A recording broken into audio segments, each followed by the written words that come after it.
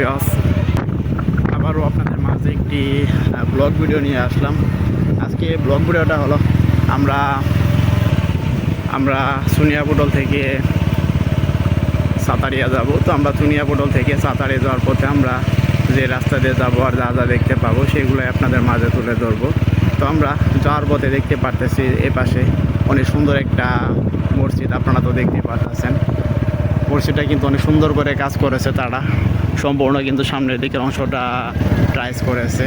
আর সামনে ছোটো একটা কিন্তু আমরা ব্রিজও দেখতে পারতেছি, ব্রিজটা কিন্তু একদম ছোটো। তো এই পাশ থেকে পানি এই পাশে যাওয়ার জন্য কিন্তু মূলত ব্রিজটা করেছে। তো এই পাশে আমরা যার পথে দেখতে পারতেছি যে বিশাল এরিয়া নেই কিন্তু অনেকগুলা কিন্তু তারা ধান ক্ষেত তৈরি করেছে। তা তো আপনারা দেখতে পারেন, কিছুদিন পরেই কিন্তু ধানগুলা কিন্তু তারা অনায়াসে কিন্তু কাটতে পারবে। তো যাওয়ার পথে পাশে একটি পুরাতন প্রাচীন আমলের আম গাছ আমরা দেখতে পারলাম। তো আপনারা তো দেখতেই পাচ্ছেন সামনে কিন্তু রাস্তাগুলো কিন্তু একদম কিন্তু ভাঙা রাস্তার মাঝখানে, তা তো আপনারা দেখতে পারলেন।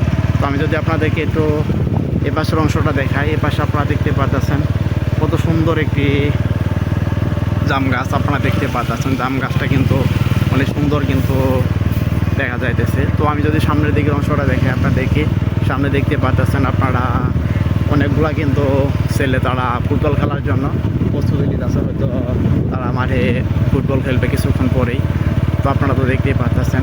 তো আমি যদি এদিকের অংশটা দেখাই, আপনারা এদিকে দেখতে পাচ্ছেন রাস্তা, এই সেই মাঠ সামনে, তো আপনারা দেখতে পাচ্ছেন। তো আমি যদি আপনাদেরকে সামনের দিকে অংশটা দেখাই, তো আপনারা দেখতে পাচ্ছেন সামনে অনেক সুন্দর করে কিন্তু দেখতে পাচ্ছেন আপনারা পাশাপাশি দুটি ব্রিজ তারা করেছে।